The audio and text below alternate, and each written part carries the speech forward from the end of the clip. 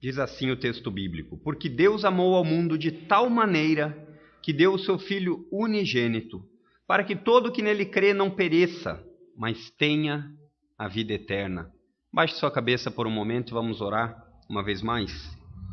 Querido Deus, Pai, Tu és um Deus bondoso, apesar de nós. Tu és um Deus cuidadoso, apesar das dificuldades. E Tu és um Deus todo-poderoso, e para Ti não há impossível. Não há nada muito grande ou muito pequeno que o Senhor não possa controlar. E nós queremos hoje, essa noite, Senhor, com a exposição do Teu texto, fazer com que muitos corações possam verdadeiramente entender o significado do Evangelho. Ajuda-nos, Pai, porque essa tarefa não é nossa, é uma tarefa que nós não temos capacidade se Tu não operar de maneira sobrenatural em cada um aqui. Em nome do Teu Filho Jesus que nós oramos. Amém. Amados, antes de entrarmos no texto, eu gostaria de conversar com vocês a respeito de filmes. Mas o que tem a ver filme com a pregação do Evangelho? Bem, se vocês são como eu, que gosta daquele tipo de filme em que sempre tem um herói e que na maioria das vezes o herói precisa dar sua própria vida em benefício de outros. Semana passada eu vi um filme já antigo, de Pearl Harbor, que é um filme que conta a história da guerra do Japão com os Estados Unidos e toda aquela cena bem trágica, bem drástica de muitas mortes, muitas explosões, muitas vidas ceifadas. E eu fiquei pensando naquele filme que certamente teria que ter um herói para que pudesse novamente trazer confiança à vida das pessoas, assim como tantos outros filmes em que nós ficamos emocionados e ficamos muitas vezes até mesmo ansiosos por ver o herói se dar bem, o herói vencer. Mas nem sempre acontece assim na vida real. Nem sempre os heróis verdadeiros são lembrados. Nem sempre os heróis que merecem a nossa adoração e o nosso louvor são reconhecidos. E eu creio que esse texto do Evangelho de João é um texto que ele trata muito bem sobre o herói dos heróis, sobre o verdadeiro herói, aquele que de fato merece ser adorado por você.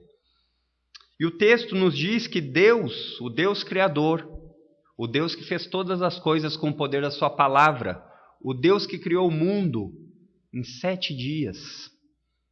Ele amou o mundo de tal forma tanto que ele entregou o seu Filho unigênito para que todo o que nele crê não pereça, mas tenha a vida eterna.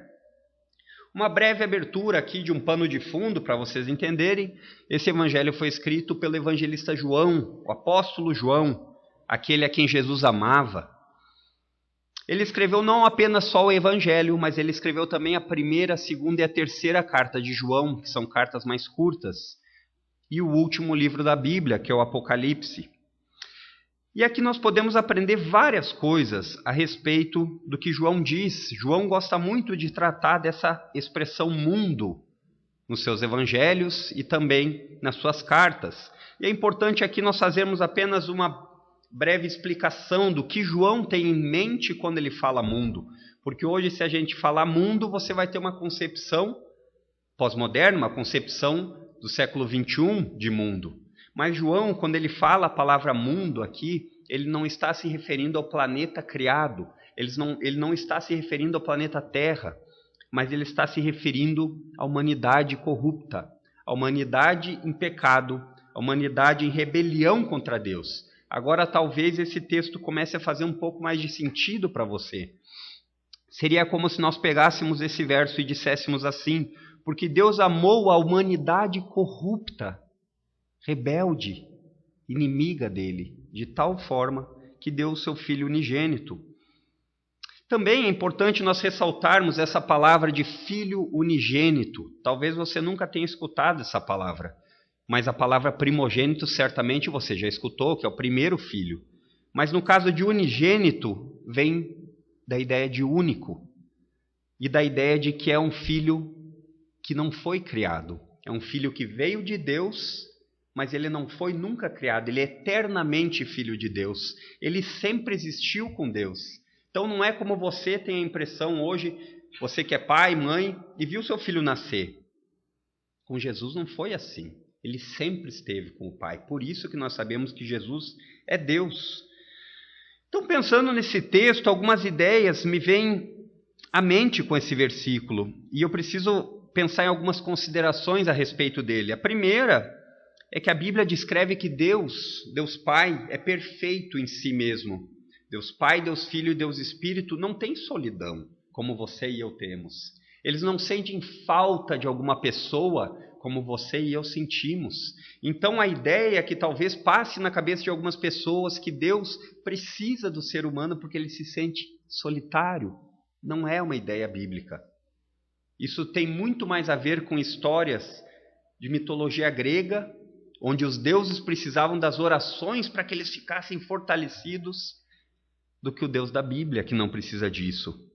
Então, a palavra que eu diria é que Deus é autossuficiente.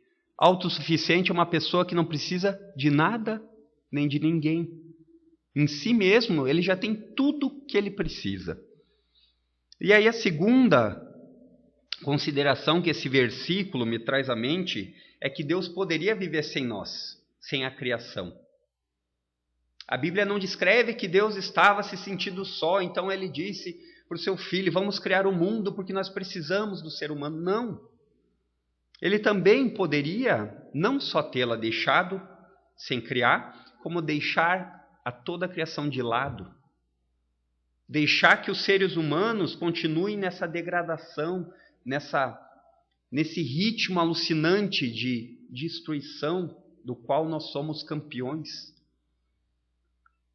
Ele não precisaria se preocupar com nenhum ser vivente. E mesmo assim, ele continuaria sendo bom. Talvez nesse momento você se pergunte, mas como ele poderia ser bom se ele deixasse todo ser humano se destruir?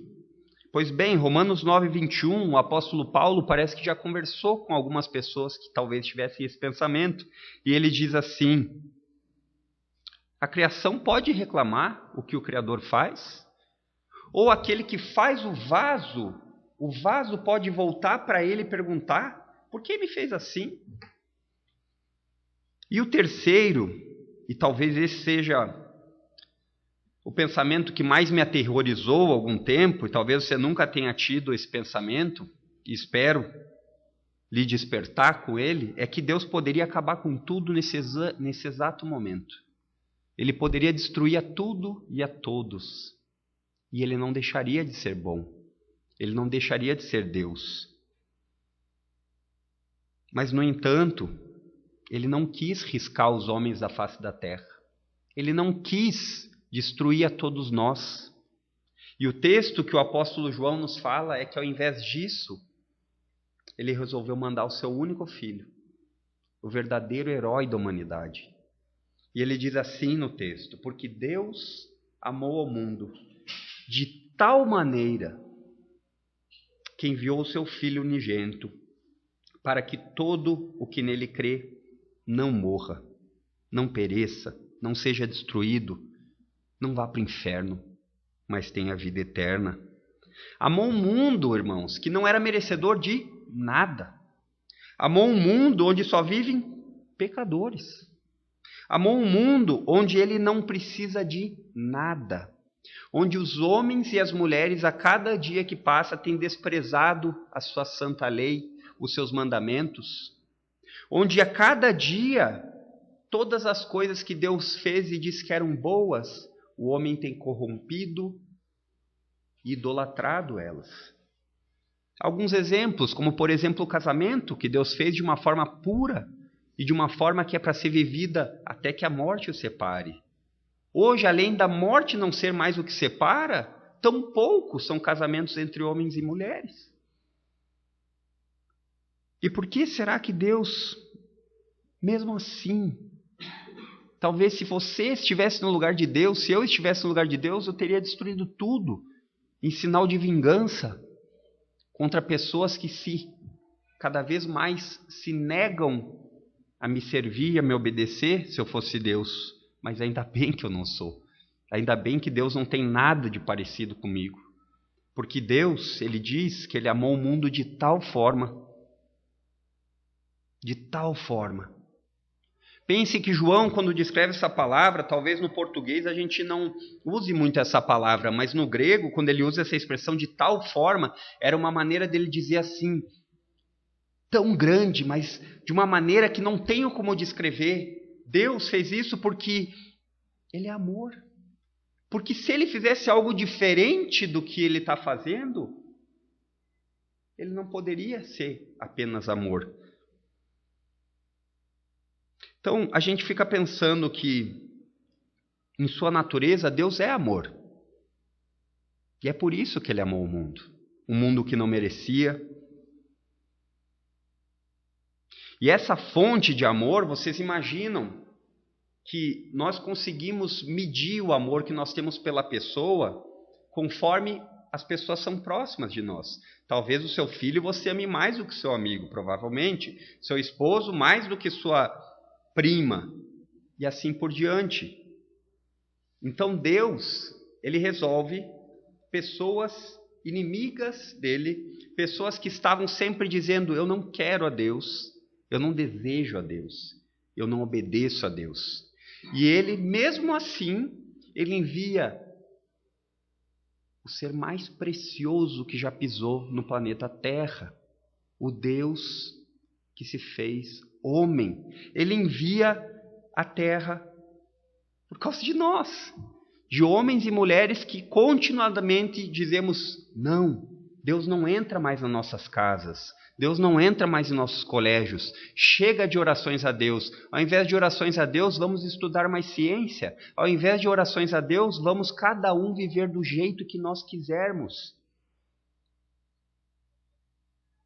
E Deus, nós podemos entender a diferença dele, porque a quem muito ama, muito dá. Então é por isso que Deus deu o seu bem mais precioso. E essa disposição e sacrifício de Deus talvez seja difícil de nós pensarmos, porque nós nunca precisamos nos sacrificar de maneira a perder nossa vida ou a vida de alguém que nós amamos por outras pessoas. Talvez, se nós entendêssemos isso, você pensando na pessoa que você mais ama hoje, de maneira física, que você vê, e você pensasse que você teria que entregar essa pessoa, esse seu filho, esse seu esposo, por uma pessoa que não merece, você não entregaria, não é? Graças a Deus que Deus não é como nós. Então, eu gostaria de convidar vocês, alguns mais maduros em Jesus, alguns mais maduros na conversão, alguns que já conhecem a Cristo há mais tempo e que esse texto já deve estar decorado, João 3,16. Alguns mais novos em Cristo, novos convertidos, a decorar esse texto, a lembrar dele. E alguns que talvez não sejam crentes, mas mergulhem comigo nesse texto e vejam a profundidade da beleza que é o Evangelho.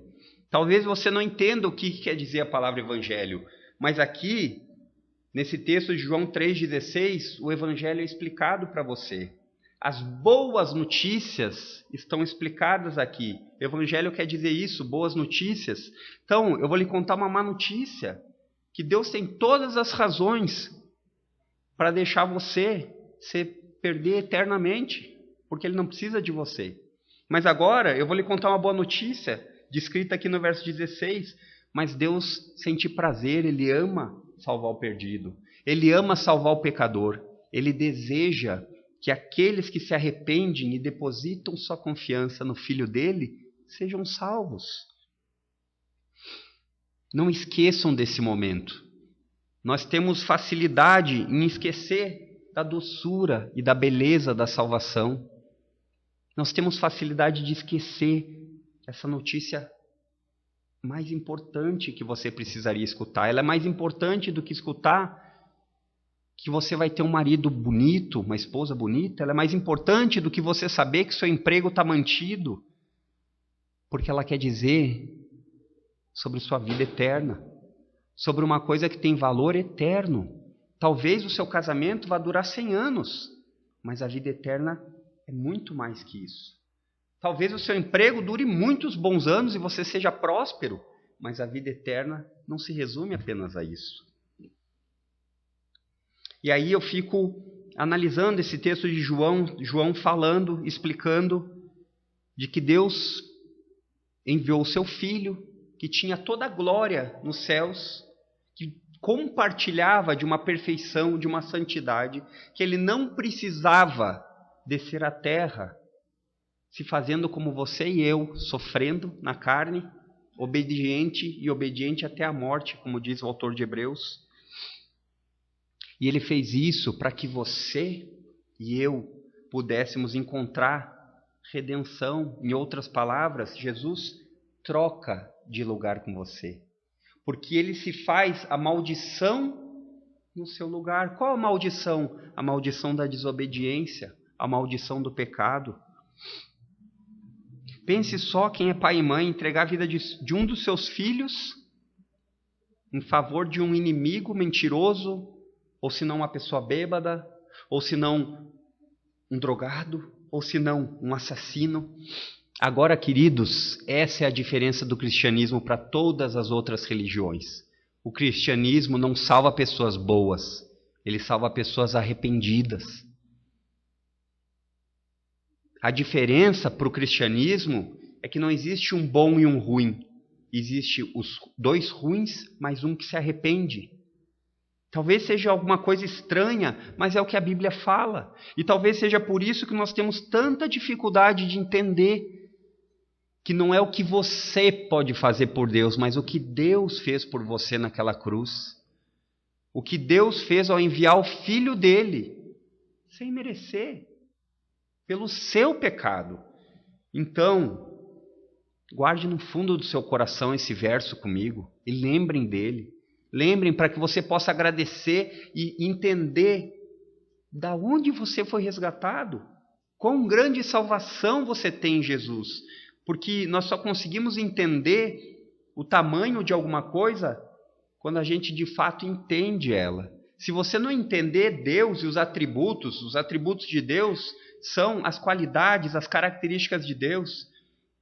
Deus é todo poderoso, você não é. Deus é todo onipresente, você não consegue estar aqui e em casa ao mesmo tempo. Deus sabe de tudo, Deus é santo, ele não tem nenhum favor pelo pecado. E no entanto, porque ele também é amoroso, ele resolveu o seu problema. Só que não esqueçam que apesar dessa comparação de a gente falar em dar nossos filhos por alguém que não mereça, isso é apenas a nível humano. E seu filho, ele não tem um valor eterno da mesma forma que Deus. Ele tem um valor eterno sim, porque ele vai viver para sempre. Agora, aonde ele vai viver para sempre, isso depende da resposta dele em relação a João 3,16, que diz que Deus enviou o seu filho para que aquele que crê em Jesus não pereça, para que aquele que crê em Jesus tenha vida eterna. Vocês notam como essa palavra mundo não poderia ser todas as pessoas, como muitos gostam de acreditar? Eu bem que gostaria, irmãos, que fosse todas as pessoas, mas essa não é a realidade da Bíblia. Não são todas as pessoas. As pessoas que são marcadas pela fé. E essa fé é tão simples que uma criancinha de colo pode entender. Mas ela é tão perplexa, ela é tão consistente que ela exige toda a sua vida.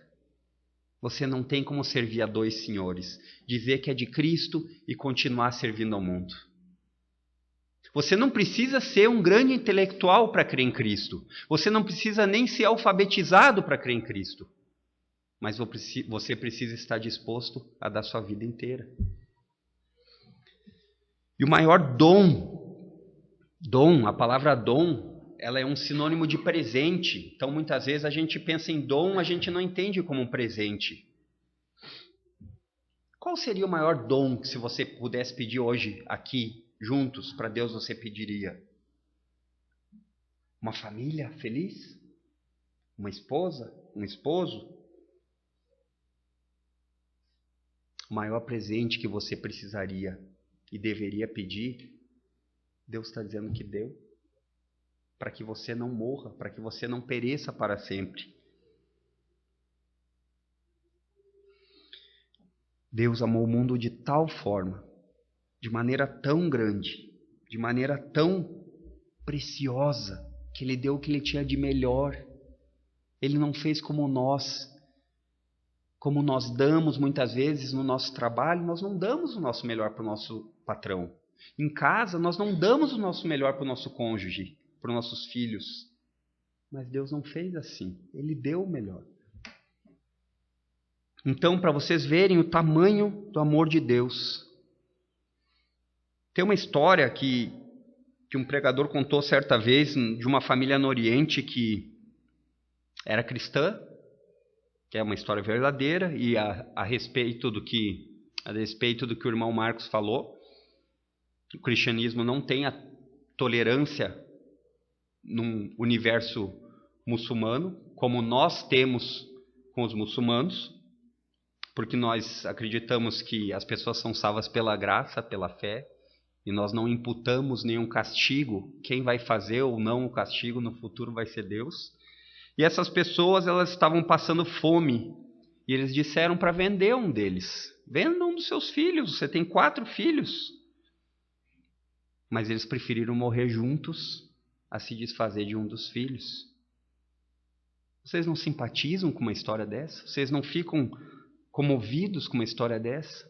Pois bem, isso não é nada perto de João 3,16. João 3,16 é o texto, talvez o texto que você deva lembrar na sua vida por mais tempo. O fato de Deus ter dado o seu Filho àqueles que creem se mistura com 2 tipos de opiniões. E talvez elas estejam presentes aqui essa noite. Aqueles que não entendem que é de graça, que dizem assim, não, eu preciso fazer a minha parte, porque... Não, Deus salve somente Ele. Você não tem nada a acrescentar que não seja pecado. Você não tem nada a fazer que não seja estragar as coisas. Que não é por merecimento, como nós aprendemos desde a nossa infância, desde quando éramos pequeninos. Se você for um bom menino, ainda mais quando vai chegando perto do Natal, né? A ideia de bom menino para ganhar um presente do Papai Noel, isso não tem nada a ver com o Evangelho. O Evangelho é graça.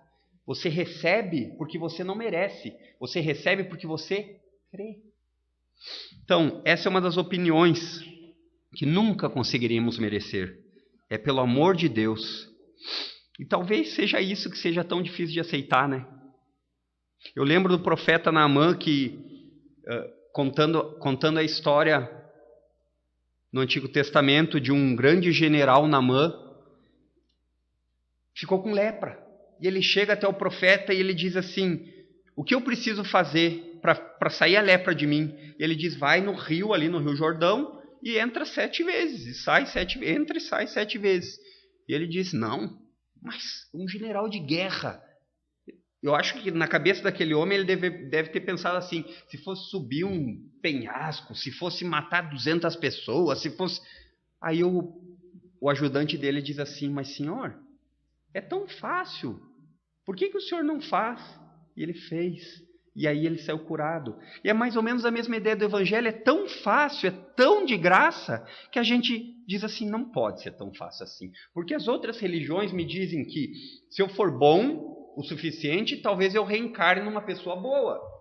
Ou então outras dizem que na hora que você morre vai ter uma balança que vai ser pesada se você foi bom o suficiente ou se você não foi. Mas se você fez mais coisas boas do que ruim, você está no céu. E se você não estiver no céu, você tem um tempinho, porque tem ainda o purgatório para você ficar lá. Mas a Bíblia diz assim, aos homens é dado morrer uma só vez, e depois disso o juízo. Então que na balança, quando chegar a ser pesada, na sua balança não sejam os seus méritos, mas Jesus no seu lugar. Porque senão você não tem como se equivaler a um Deus santo e que não precisa de nada. Viram a incoerência lógica que nós vivemos? Nós queremos ser por merecimento, mas como você vai merecer alguma coisa de um Deus que não precisa de você? Talvez aí a gente pensa, é verdade, mas então realmente é precioso, e Deus, Ele manda o Filho dele por mim sem eu merecer? Exatamente. E ainda, existem aqueles que não importa o que você fale, eles vão continuar se esforçando, eles vão continuar querendo demonstrar a religião deles externa. Mas assim como os fariseus, que Jesus chamou eles de sepulcro caiados, que eram túmulos lindos por fora, bem limpinhos, batidinhos, mas por dentro, podre. E esse é o problema do ser humano. Ele não consegue esconder de Deus. Talvez você se engane até a si mesmo, mas a Deus nós não temos como enganar. E é interessante isso, que Deus, quando ele descreve aqui, João descreve nesse capítulo 3, esse plano já estava traçado desde o começo. Deus já tinha todo esse plano feito, porque quando a gente vê isso, nesse capítulo 3, Jesus ainda não tinha sido morto, não tinha sido crucificado. E João já está contando da maneira que vai acontecer. Isso dá mais força ainda para nós entendermos que Deus, no seu plano eterno e amoroso, Ele resolveu dar o que Ele tinha de melhor. Mas o que é crer em Jesus? O que é crer em Jesus? O que é o crer que esse texto fala? Que todo o que nele crê, todo o que nele, em Jesus, crê, não pereça. No verso 16, na parte B, simplesmente depositar todas as suas confianças e a sua energia nele. Não tentar mais resolver as coisas por seus esforços. Antes, se submeter àquele que de fato pode fazer diferença. Mesmo que você nunca tenha feito isso, faça isso hoje. Se submeta a Ele com todo o seu coração, com toda a sua alma e com o pouco ou muito que você entende. E essa é um ensinamento, uma doutrina. Nós na quarta vamos falar de novo sobre a reforma protestante. Essa é uma doutrina preciosa para o cristianismo histórico, porque é a ideia de substituição, é a ideia de que você está num tribunal, Deus é o juiz e Ele deve julgar a cada um pelo que fez de mal. Porque se você pensar assim, não, mas tem que levar em consideração as coisas boas, Ele seria um juiz injusto. Ou então, pense comigo, você está no estacionamento de um mercado, com a pessoa que você mais ama, e vem um ladrão para roubar, e ele, além de espancar aquela pessoa que estava com você, seja quem você queira pensar, que ele ainda mata ela. Ele não se contenta em roubar, ele mata. O que se espera de um juiz? Chega lá, a polícia leva ele lá, e aí o bandido fala assim para o juiz: seu juiz, mas foi só essa vez. Eu sempre fui um cara comportado, eu não menti, eu pouco bebi. O juiz vai dizer assim: eu não estou aqui para te julgar pelas coisas boas, mas pelas coisas ruins que você faz. E aí muda todo o panorama que talvez até hoje você tenha trazido. Se a mentira está em jogo, e você já mentiu alguma vez, e esse juiz é Deus, e você chega diante dele, e ele fala: você já mentiu? Ele diz: já. Inocente ou culpado? Culpado. Ou então, se ele diz sobre você nunca ter pensado de maneira cobiçosa sobre alguma coisa, ou até sobre outras pessoas, se você é casado, e aí você chega diante do juiz, culpado. Então, é isso que nós precisamos entender. Jesus, ele troca de lugar nesse tribunal com você. Ele substitui você, porque Deus não pode deixar impune. Porque se ele deixa impune, ele diz: está perdoado, ele é um juiz ruim. E Deus não é um juiz ruim, Ele é um juiz justo. Então Ele diz assim: eu vou perdoar, mas alguém tem que receber a culpa no lugar. E esse alguém que recebe a culpa no seu lugar é Jesus. E agora as coisas começam a fazer sentido do que é o Evangelho e do que é crer em Jesus. Crer em Jesus é confiar que você é pecador, saber que você é pecador e confiar que Jesus substituiu você, que Ele trocou de lugar com você. Acreditar que esse castigo que veio sobre Ele era para todos nós. É exatamente isso. Pode até parecer antiquado, em dias de tanta tecnologia, e fácil demais. Mas isso é o Evangelho. Simples e duro. Declarar que Cristo morreu na cruz, isso é histórico. Nós vivemos num calendário dividido pela cruz de Cristo. Agora, declarar que Ele será o seu Cristo, o seu Salvador e o seu Senhor, isso exige confiança. Confiança, firmeza e dependência. Você não pode separar as coisas. Jesus não pode ser seu Salvador se Ele não for o seu Senhor. Vem junto, faz parte do mesmo pacote. São os dois lados da mesma moeda. Hoje, no meio evangélico brasileiro, muitas pessoas declaram Jesus como seu Salvador, mas não o querem como seu Senhor. Ora, como então esperar que esse Cristo, que eles querem depositar sua fé, vai lhe salvar? Não é o Cristo da Bíblia. O Cristo da Bíblia diz que crer é sinônimo de obedecer. Então, Deus não amou o mundo de tal maneira que quem não crê em Jesus vai ser salvo.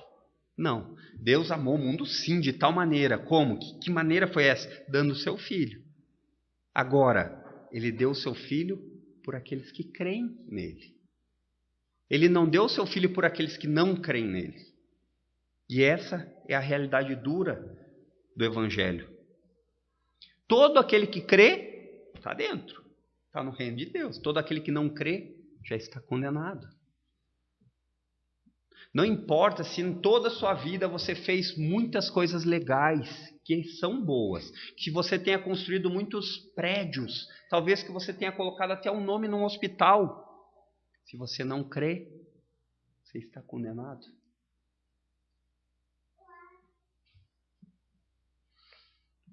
E aí, talvez, entre a questão que nem todos que se consideram filhos de Deus, de fato são. Porque a Bíblia diz aqui um critério muito claro. Se você crê, você é filho de Deus. Se você não crê, você é uma criatura apenas de Deus. E aí entra a fé. A fé, em outras palavras, chama-se confiança. E a fé que você precisa ter, ela não precisa ser uma fé muito forte, robusta. Porque a fé não é sua, ela também é um dom de Deus. Ela também é um presente, mas ela precisa ser verdadeira. Ela precisa ser genuína. E ela precisa, antes de ser qualquer outra coisa, estar no lugar certo. Então, muitas vezes, você talvez tenha usado essa expressão, que você está falando para a pessoa, as coisas estão ruins, e você fala assim, tenha fé que as coisas vão melhorar. O que você quer dizer é, deposite sua confiança que as coisas vão ficar bem. Ou então você vê alguma pessoa passando por uma enfermidade, você fala, tenha fé que vai dar certo, que os médicos vão lhe ajudar. O grande problema, todas as pessoas têm fé. Todas. Mesmo aquelas que dizem que não creem em Deus, elas têm fé em alguma coisa. Talvez seja nelas mesmas, elas depositam a confiança nelas mesmas. Talvez seja na tecnologia. O problema não é que você não tenha fé, mas aonde você coloca a sua fé. Se a sua fé estiver em qualquer lugar que não seja em Cristo, ela não é capaz de lhe dar a vida eterna. Ela não é capaz. Uma pessoa que tenha aceitado a Cristo, ou em outras palavras, reconhecido que precisa dele, que creu nele e continua dia após dia vivendo em rebelião contra Deus, desobedecendo a Deus, pecando de maneira aberta, gostando do pecado. Isso não é bíblico. Essa pessoa nunca poderia ter sido chamada de cristã, porque a Bíblia diz que aquele que crê em Cristo nasce de novo. De uma maneira sobrenatural, ela nasce de novo, e agora as coisas que começam a lhe agradar, que começam a ter prazer para ele, não são mais as mesmas. As coisas velhas para trás ficam.